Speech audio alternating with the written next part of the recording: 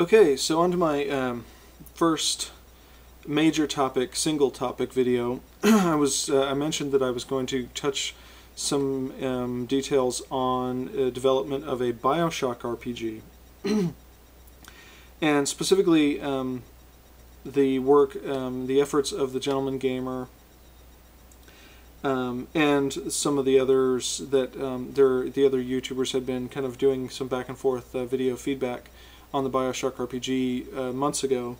If you're not familiar with that and you're interested in Bioshock, or you're just interested to know what that's all about, I highly recommend going back and watching those. There's some really interesting ideas that goes back and forth there. And so I've been getting some help from the Gentleman Gamer and getting some ideas and information on the things that he was doing with the Bioshock RPG. In this particular instance, just to quickly summarize, for his purposes, he was going to be adapting the new World of Darkness core system for use in Bioshock. And as I also touched on, I think in my response video, I think World of Darkness, the storyteller system, is a great kind of jumping off point. I think it is very flexible. It's a very simple system, and it's kind of designed to attack sort of contemporary, or at least more or less modern day type of scenarios in a lot of the skills that it presents and that sort of thing. So it makes it easy to manipulate for those purposes, for the purposes of a Bioshock RPG. When I started thinking about it, I stumbled onto the idea, and it just kind of happened to be happening just around that time, that the next game in the Bioshock series, sort of not a true sequel, but it's more of a spiritual successor to Bioshock 1 and 2, Bioshock Infinite, has just recently been announced. And Bioshock Infinite is completely separates itself from the story and the events of the original Bioshock games. It's not centered around the city of Rapture at the bottom of the sea and Andrew Ryan and that sort of thing.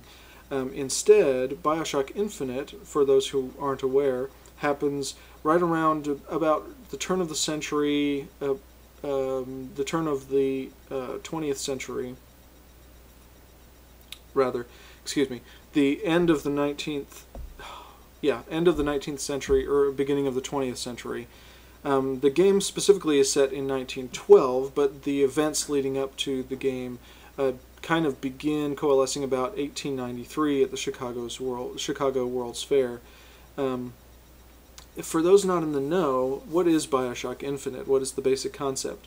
And to put it very bluntly, it's the idea that there is a city that flies. Yes, there's an entire city of thousands of people that is propelled by, basically by heated air bladders and propellers and this sort of thing. It is literally a floating city. And the idea, the basic concept behind the setting of the game and Columbia, this flying city, is that just coming out of the 19th century, just at the turn of the century, that America is kind of hitting this. You know, they're coming into their own. They've successfully kind of survived through several crises. You know, they've come out of the Mexican-American War. They've come out of their own civil war, and there's the Reformation, and things are now getting to the point where technology is starting to rapidly advance, and the world is becoming smaller. And Americana, this concept of American exceptionalism, of American genius and perseverance, and basically American superiority starts sinking in with the populace and the government. And the idea becomes that they want to kind of share this with the world. And so a group of scientists and specialists and politicians coming out of the 1893 Chicago World's Fair dream up this idea of building a city that could fly through the air, and that it would fly around the world, basically, going around diplomatically and approaching these other less fortunate countries and saying, look at how good we have it over here, and why don't you embrace our ideals, or maybe even why don't you come join us and learn from us, and you can be prosperous too. But at the same time, it's kind of a big a political thumb at the thumbing their nose at their political enemies, in that they're saying, you know, if you want to be a contender, you better step up your game, because look at what we're capable of. We can build a city that can fly. What can you do? And so yeah, so they build the city. They launch it just at the turn of the century, in 1900, signifying, you know, coming into this, you know, this grand new century on, you know, starting off on the right foot, or starting off ahead out the gate of everybody else. And so it proceeds to make its journeys across the world and enthrall people with this notion of American superiority, or at least American, you know, as I said, exceptionalism. Well, of course, like any good story, something goes wrong, and it's revealed in an international incident, and they haven't really revealed the details of this about the game yet, but there's an international incident that reveals to the world that the city of Columbia isn't just a diplomatic station. It's not just touting the merits of American progress. It is in fact a weapon, a very devastating weapon. And when this comes to light, the American government disowns any, you know, severs any ties they have with the city and its the people controlling it, formerly American citizens, and the city of Columbia disappears from the world scene for several years. And then of course the events of the game happen in 1912, after the city has kind of vanished from the public eye for a long time, for several years. But there's the idea is that, you know, there are these secrets, and it's kind of like where it's at in its development. A lot of the things about the setting, about the city of Columbia, about what's going on in it, are mysterious. And I think that's an excellent place to jump in as a game master if you're designing a campaign, that they've given you kind of the foundation of what's going on in the setting. They've given you the basic concepts that there's a floating city, and that there's a kind of a civil war going on within it, that there are these people who continue to kind of embrace the American exceptionalist idea, and they've taken it to extremes. And then you have these other people who are saying, you are, you know, we're the voice of the masses, and you are not better than us just because you say you are. And so there's like a revolt going on. So the city is literally tearing itself apart from within.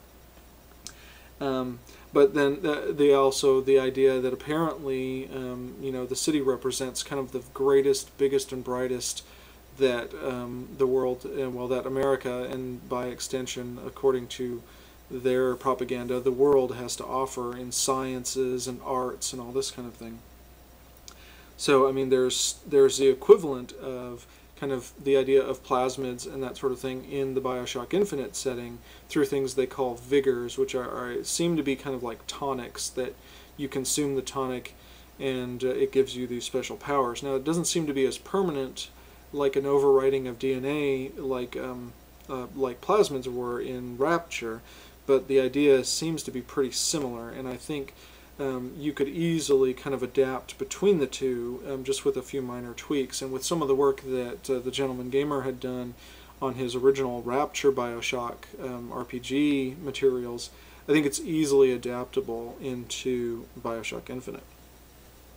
So I think it's a great place to, I think it's a great opportunity to kind of take something and, as a game master, be free to kind of invent, fill in all the little holes for yourself, because we've got some basic ideas for how that system works, how that city operates, and what's special about it, but we don't know a lot of the details about the infrastructure. We don't know the motivations of most of the major players there. We don't know the true secret of, you know, this weapon that apparently the city was carrying around with it and what it's capable of. So there's a lot of room for a game master to kind of flesh these things out, and then slowly reveal them to the players through the process of play, and to the characters by extension. And that's what I think is really neat, because it's fun to surprise the characters, but it's even more interesting and more fun, I think, and a lot of times to surprise the players, because then they really have that same kind of moment of drawing back the curtain. And I think there's a great sense of satisfaction that can be gained from uncovering a secret or a mystery and learning the truth behind something terrible that's going on.